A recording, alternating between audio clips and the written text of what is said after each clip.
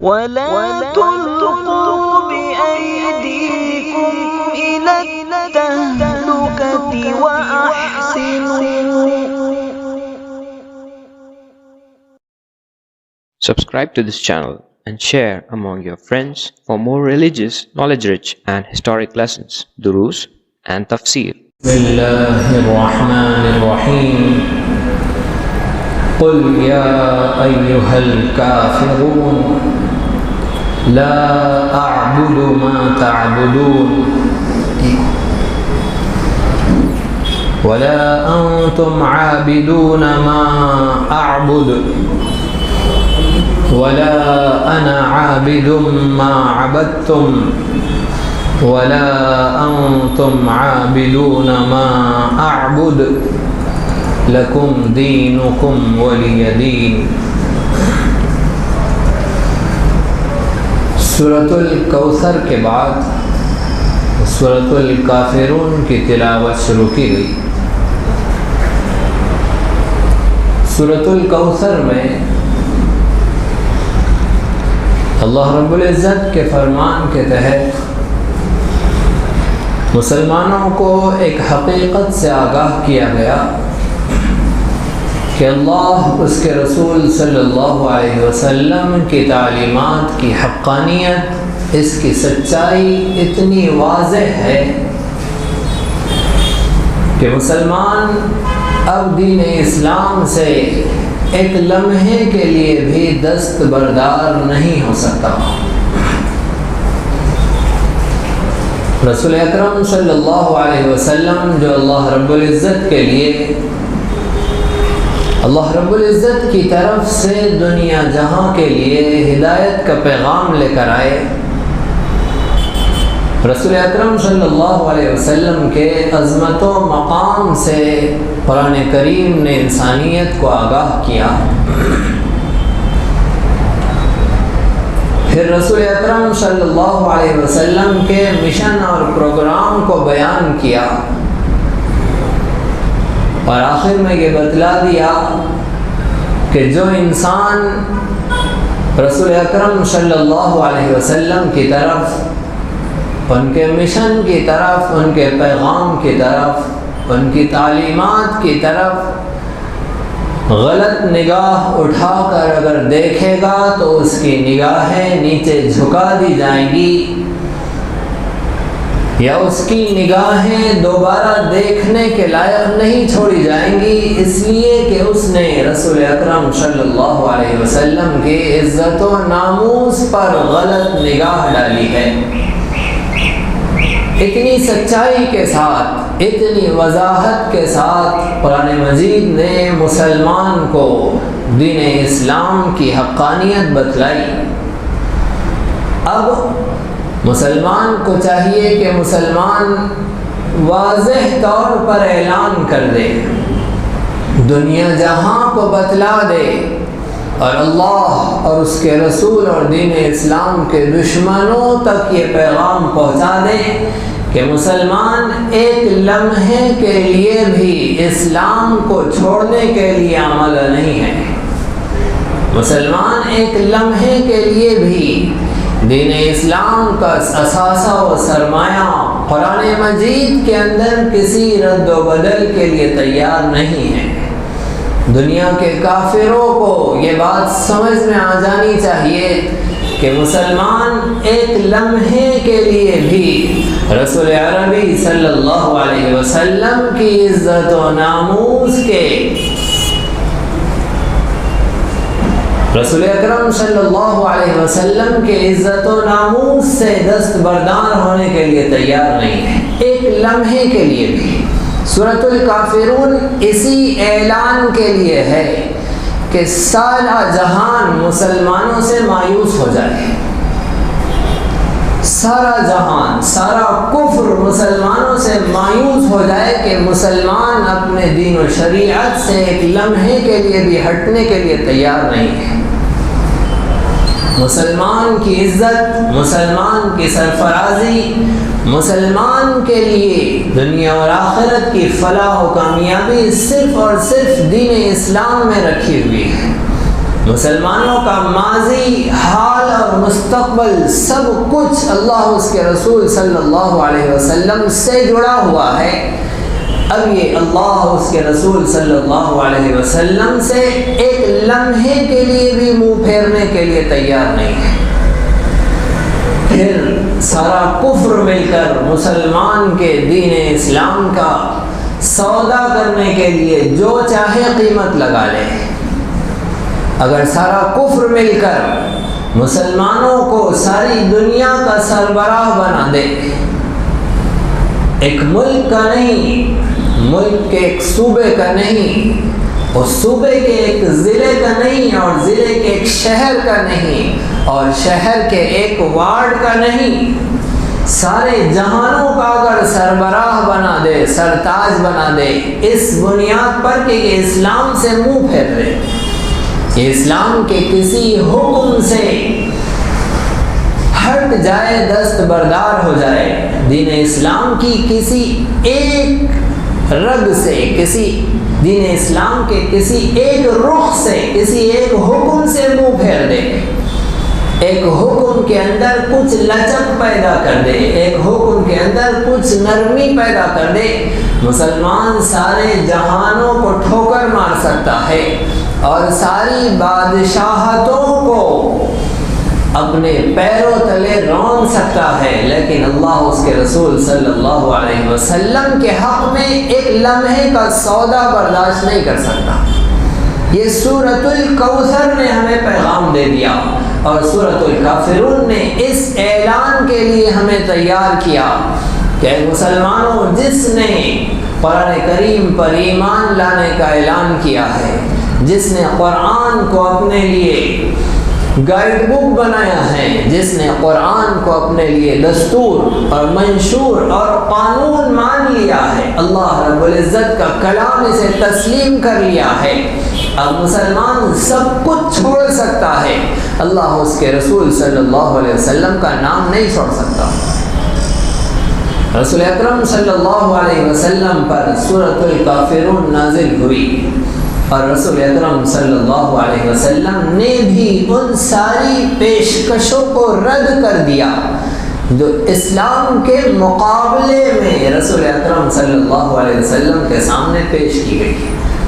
ہم بھی محمد مصطفیٰ صلی اللہ علیہ وسلم کے نام لیوا ہے، آپ کی محبت کے دعوے دار ہے، محمد مصطفیٰ صلی اللہ علیہ وسلم کی اتباع میں قرآن کریم کی اس صورت سے ہمیں یہ پیغام مل رہا ہے کہ ہم ہر شے کا نقصان منظور کر سکتے ہیں، دین اسلام کے کسی ایک حکم کا نقصان منظور نہیں کر سکتے، کسی ایک حکم کا۔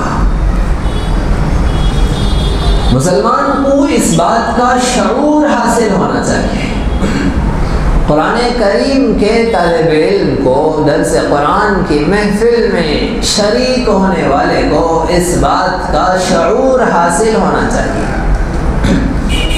اگر دنیا کی تحریکیں اور تنظیمیں احساس و شعور سے عاری اور کوری ہے، تو قرآن کی مجلس بھی اگر شعور سے کوری ہو، قرآن کی مجلس بھی اگر دین اسلام کے صحیح شعور سے خالی ہو، تو پھر ہم نے دیگر مجلسوں میں ایک مجلس کا محض اضافہ کیا ہے اور اس کے آگے کچھ نہیں ہوا ہے۔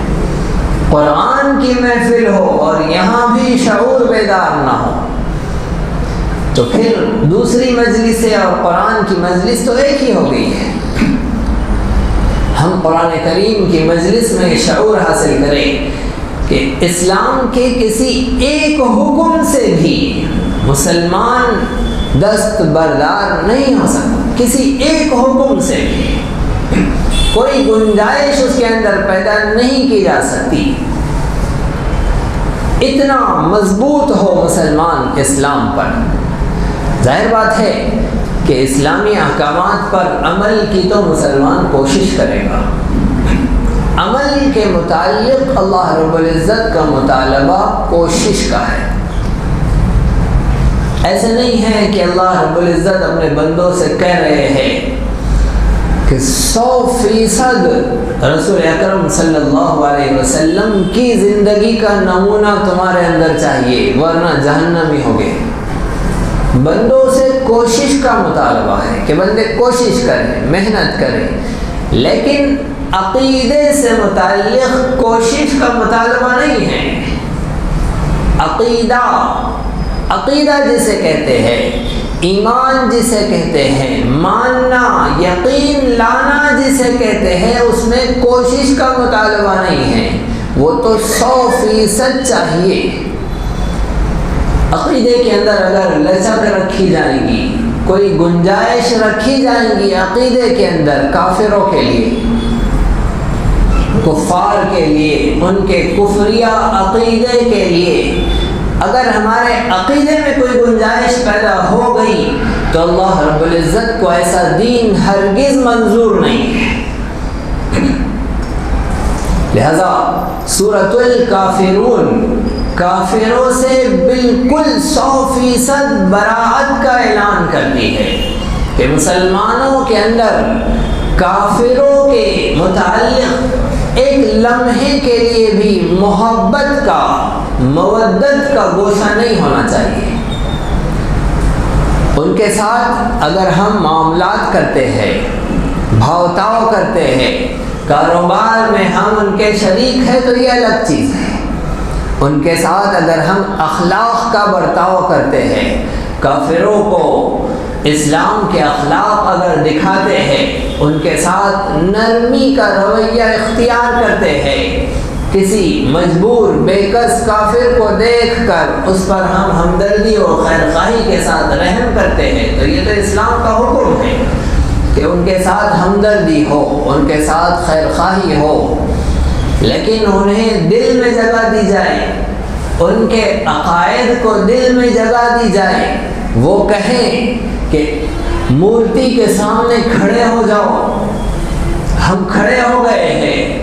وہ کہے کہ اسلام کے حکم نماز کے متعلق گنجائش پیدا کر دی جائے، اسلام کے حکم قربانی سے متعلق گنجائش پیدا کر دی جائے، اسلام کے حکم حج سے متعلق نرمی کا رویہ اختیار کیا جائے، اسلام کے حکم زکوٰۃ سے متعلق ہم مسائل کو بدل دیں، تو اس کی ہرگز گنجائش نہیں ہے۔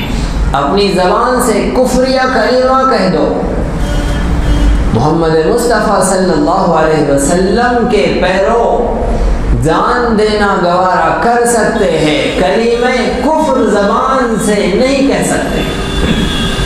ہاں، کچے پکے مسلمانوں کے لیے گنجائش ہے کہ اگر تمہارے گلے پر تلوار رکھ دی جائے اور کہا جائے کہ کلمہ کفر کہو تو چھوڑ دیا جائے گا، ورنہ تمہارا گلا کاٹ دیا جائے گا، تو کچے پکے مسلمانوں کے لیے گنجائش ہے کہ وہ دل اسلام پر مطمئن رکھ کر کلمہ کفر ظاہری زبان سے کہہ دے، جان بچتے ہی آ جائے اور توبہ کر لے کلمہ کفر سے، وہ ان کے لیے گنجائش ہے۔ محمد مصطفیٰ صلی اللہ علیہ وسلم کے سچے عاشق کلمہ کفر کی بھی گنجائش نہیں رکھتے، وہ فتویٰ ہے ان کے لیے۔ محمد مصطفیٰ کے عاشقین تو تقوی پر عمل کرتے ہیں، یہ جان دینا اپنے لیے پسند کرتے ہیں، لیکن کلمہ کفر کی گنجائش نہیں رکھتے۔ اسی طرح کافروں کی محبت دل میں نہیں رکھنی ہے، مسلمانوں کے رازوں سے کافروں کو آگاہ نہیں کرنا ہے، کفار کی رضامندی کے لیے مسلمانوں کے اندر کے بھید ان کے سامنے کھول دینا، کافروں سے مل جانے پر اپنے لیے عزت تلاش کرنا کہ مسلمان اگر کفار کے ساتھ ہو جائے، ان سے اتحاد کر لے، ان سے ساز باز کر لے تو دنیا میں ترقی کر سکتا ہے، اور مسلمان اگر کافروں سے ہاتھ ملا لے تو عزت اسے مل سکتی ہے، اور کافروں کی پارٹی سے اگر جڑ جائے تو مسلمان ملک میں اقتدار حاصل کر سکتا ہے اور مسلمان کے لیے شان و شوکت حاصل ہو سکتی ہے۔ ساری عزتیں اللہ نے اسلام کے ساتھ جوڑ دی ہے۔ اب کفر سے ہاتھ ملا کر کسی عزت کا کوئی سودا نہیں ہے۔ ساری کامیابی اللہ رب العزت نے اسلام کے ساتھ جوڑ دی ہے، اب کفر سے جڑ کر کسی کامیابی کو تلاش کرنا کفر ہے۔ اللہ رب العزت نے دنیا اور آخرت کی ساری عزتیں، ساری سربراہی اور اللہ رب العزت نے ساری کامیابیاں اسلام سے جوڑ دی ہیں۔ اب اگر کوئی شخص کفر کے لیے بھی گنجائش نکالے گا تو اسلام میں ہرگز اس کی گنجائش نہیں ہے۔ اتنا سخت رویہ ہے اسلام میں، انتہائی سخت رویہ ہے، یہاں تک کہ اسلام کو چھوڑ کر کسی اور طریقے زندگی میں اپنے لیے نجات سمجھنا، اپنے لیے عزت سمجھنا، اپنے مسائل کا حل کسی اور طریقے میں سمجھنا، محمد مصطفیٰ صلی اللہ علیہ وسلم کے فیصلے کے بعد کسی اور فیصلے میں انصاف سمجھنا کفر ہے۔ محمد مصطفیٰ صلی اللہ علیہ وسلم کا فیصلہ ہو جانے کے بعد کسی اور طریقے میں انصاف سمجھنا کفر ہے۔ فاروق اعظم کا وہ واقعہ یاد کیجیے جب ایک یہودی اور ایک منافق کا مسئلہ ان کے سامنے آیا اور اس منافق نے یہودی کو عمر فاروق کے دربار میں اس لیے بھیجا کہ فاروق اعظم کفر کے خلاف بہت متشدد ہے، بہت سخت ہے، یہودیوں سے نفرت کرنے میں بہت آگے ہے، لہذا یہ مسئلہ عمر بن خطاب کے سامنے رکھا جائے، جبکہ محمد مصطفیٰ صلی اللہ علیہ وسلم نے یہودی کے حق میں فیصلہ کر دیا تھا، یہودی جیت گیا تھا، منافق ہار گیا تھا اس مسئلے میں۔ وہ آیا عمر بن خطاب رضی اللہ عنہ کے پاس اور فاروق اعظم کے سامنے اس منافق نے مسئلہ رکھا، یہودی سے پوچھا کہ اچھا مسئلہ ایسا ہی ہے؟ اس نے کہا کہ ہاں مسئلہ ایسا ہے، لیکن ایک بات اور سنیے، ہم اس سے پہلے آپ کے نبی کے پاس سے ہو کر آ گئے ہیں اور آپ کے نبی نے میرے حق میں فیصلہ دیا ہے۔ اس منافق سے پوچھا کہ اچھا نبی صلی اللہ علیہ وسلم نے اس کے حق میں فیصلہ دیا ہے؟ اس نے کہا کہ ہاں دیا ہے۔ حضرت عمر رضی اللہ عنہ حجرے میں گئے، فرمایا کہ رکو ابھی تمہارا فیصلہ کرتا ہوں۔ جسے محمد مصطفیٰ کا فیصلہ منظور نہیں، عمر کی تلوار اس کا فیصلہ کرے گی اور اس منافق کی گردن اڑا دی کہ محمد مصطفیٰ صلی اللہ علیہ وسلم کے فیصلے کے بعد کسی اور طریقے میں، کسی اور فیصلے کے طریقے میں انصاف ڈھونڈنا کفر ہے۔ یہ قرآن کا فیصلہ ہے، فلا وربک لا یؤمنون حتی یحکموک فیما شجر بینہم۔ اے نبی صلی اللہ علیہ وسلم، آپ کے رب کی قسم، ہرگز ہرگز یہ لوگ ایمان والے نہیں ہو سکتے یہاں تک کہ آپ کے فیصلے کو اپنا فیصلہ نہ مان لیں۔ حتی یحکموک فیما شجر بینہم، آپ ان کے درمیان فیصلہ کر دیں، وَلَا يَجِدُوا فِي أَنفُسِهِمْ حَرَجًا مِّمَّا قَضَيْتَ، اور آپ کا فیصلہ کر دینے کے بعد ان کے دلوں کے اندر تنگی نہیں محسوس ہونی چاہیے۔ بات غور سے سمجھیے، رسول اکرم صلی اللہ علیہ وسلم کے فیصلے کے بعد اب دل میں تنگی بھی نہیں محسوس ہونی چاہیے۔ وَيُسَلِّمُ تَسْلِيمًا، رسول اکرم صلی اللہ علیہ وسلم کے فیصلے کے بعد سر تسلیم خم کر دینا، بصر و چشم قبول کر لینا، دل کی رضامندی اور خوشنودی کے ساتھ رسول اللہ کے فیصلے کو مان لینا، یہ ایمان ہے۔ اگر رسول اکرم صلی اللہ علیہ وسلم کے فیصلے کے بعد کسی اور فیصلے کو تسلیم کیا جائے گا تو وہ کفر ہے۔ مفتی اعظم ہند حضرت شاہ عبدالعزیز محدث دہلوی رحمۃ اللہ علیہ کا اس آیت پر فتویٰ ہے۔ یہ کون مفتی ہے؟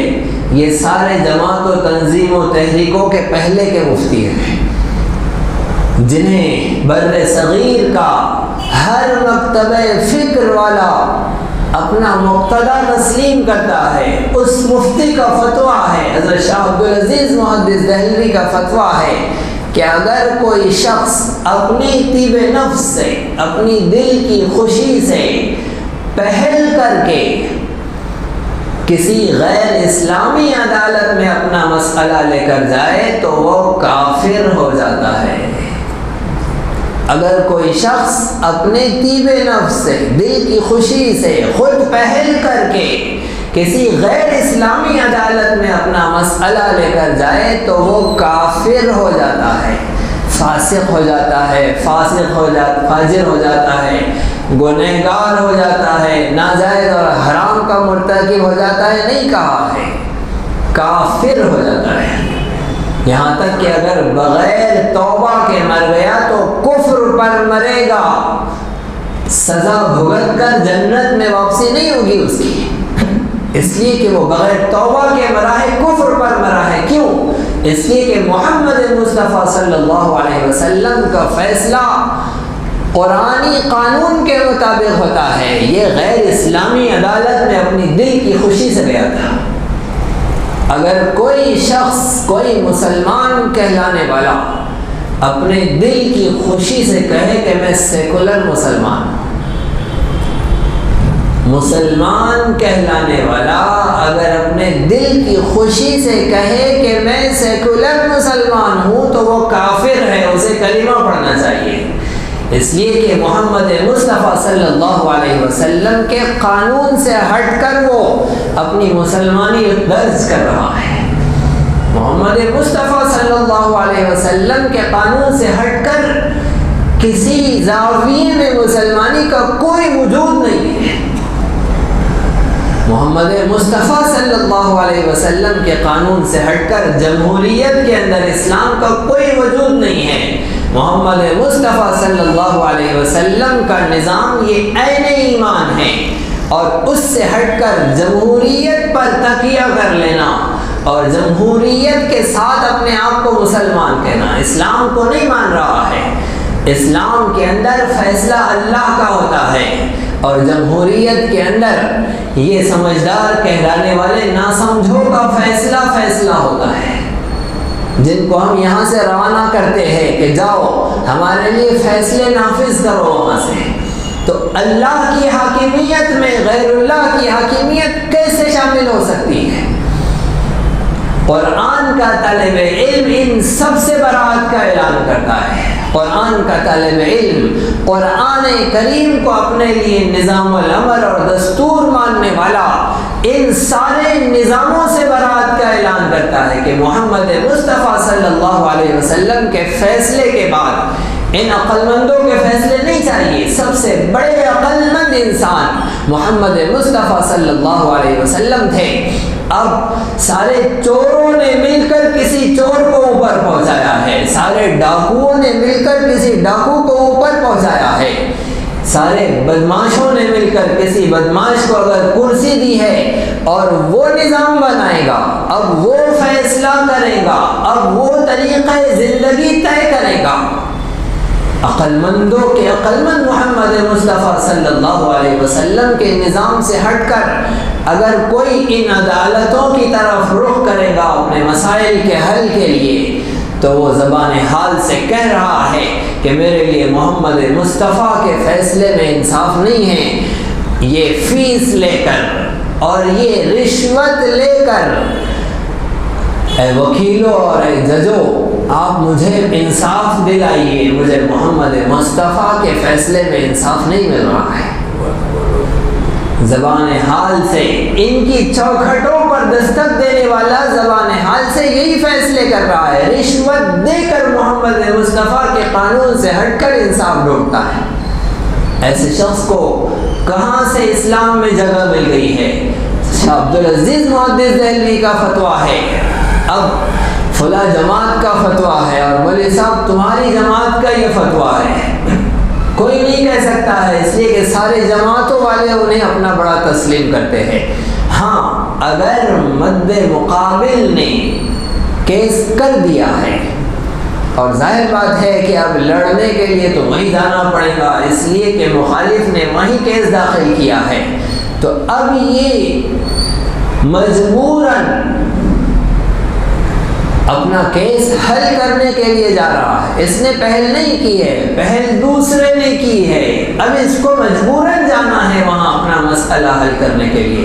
تو پھر اس مسئلے کو حل کرنے کے لیے گنجائش ہے کہ اب وہ جا سکتا ہے، اس لیے کہ وہ مجبور ہے. اسے ظالم نے ظالموں کی چوکھٹ پر کھینچ کر ڈال دیا ہے، اب مجبوراً اسے جانا پڑ رہا ہے. ورنہ انصاف کا نازل کرنے والا رب تعالی، جس نے انصاف کے سب سے بڑے علم بردار، انصاف کے سب سے بڑے امین محمد مصطفیٰ صلی اللہ علیہ وسلم کے پاس انصاف کا سب سے اعلیٰ نظام دیا ہے، یہ مسلمان کہلانے والا، مسلمانوں کے درمیان رہنے والا، انصاف سراپا انصاف کو چھوڑ کر جنہیں انصاف کی الف کا بھی پتہ نہیں ہے ان کے پاس چلا ہے انصاف مانگنے کے لیے، یہ عین کفر ہے. لہذا مسلمان خصوصاً قرآن کریم کا طالب علم تو قرآن کے علاوہ محمد مصطفیٰ صلی اللہ علیہ وسلم کے نظام کے علاوہ سارے نظاموں سے برات کا اعلان کرتا ہے کہ ہمیں محمد مصطفیٰ صلی اللہ علیہ وسلم کے نظام کے علاوہ کچھ اور نہیں چاہیے، کسی لمحے کے لیے نہیں چاہیے. اور خصوصاً آج کے زمانے میں، جبکہ ہمارے جمہوریت کے نام نہاد سربراہوں نے خود جمہوریت کا گلا گھونٹ دیا ہے. ہمارے اسلاف نے 1947 میں جمہوریت کی گنجائش اس لیے نکالی تھی کہ ہمیں دین اسلام پر عمل کرنے کی 100% آزادی تھی. اب انہوں نے خود جمہوریت کا گلا گھونٹ رکھا ہے، تو مسلمان پھر وہی اسلاف کا نعرہ لگا کر اسی پر پڑا ہوا ہے. یہ کوئی سمجھداری کا راستہ نہیں ہے. جمہوریت کے لیے اسلام نے گنجائش نہیں رکھی ہے، ہمارے لیے 100% دین پر عمل کی یہاں گنجائش تھی، اس لیے ہم برداشت کر رہے تھے. اب جب ہمیں اس پر عمل کی گنجائش نہیں رکھی گئی ہے اور ہمارے لیے سارے راستے تنگ کیے جا رہے ہیں، تو ہمارے یہاں تو پہلے جمہوریت کی گنجائش نہیں تھی. ہم برداشت کر رہے تھے محض اللہ کی زمین پر انسانوں کے قانون کو، اس لیے کہ ہمیں آزادی سے عمل کا موقع تھا. اب نہ ہمیں آزادی سے عمل کا موقع ہے اور نہ انسانوں کا وہ قانون جسے جمہوریت کہتے ہیں وہ یہاں زندہ ہے. تو مسلمان کو تو 100% برات کا اعلان کرنا چاہیے. اللہ رب العزت ہم سب کو صحیح سمجھ عطا فرمائیں. سورۃ الکافرون کا بنیادی مضمون ہمارے سامنے آ گیا ہے، اسے ہمیں سمجھنے کی عمل کی توفیق عطا فرمائیں. آئندہ مجلس میں انشاءاللہ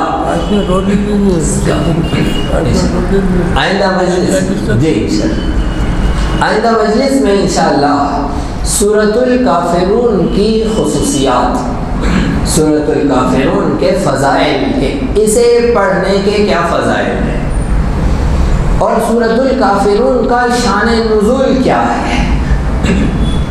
سورۃ الکافرون کا شان نزول کیا ہے، یہ دو باتیں، اور سورۃ الکافرون سے، اس کے الفاظ سے ہمارے لیے کیا احکامات ملتے ہیں. اللہ رب العزت سورۃ الکافرون کے قاری کو، اس کے پڑھنے والے کو، اس پر ایمان لانے والے کو کیسا دیکھنا چاہتے ہیں، انشاءاللہ آئندہ درس میں پیش کیا جائے گا. اللہ رب العزت ہم سب کو صحیح سمجھ عطا فرمائیں، صحیح فہم عطا فرمائیں، عمل کی توفیق عطا فرمائیں. سورۃ الکافرون کی تمہید پیش کی گئی. اسی طرح دینی، علمی، اصلاحی اور تاریخی دروس و بیانات سے استفادے کے لیے آپ کے اس چینل کو لائک، شیئر اور سبسکرائب کریں. یہ نغمہ حور جنت ہے، یہ ساز تم کو بلا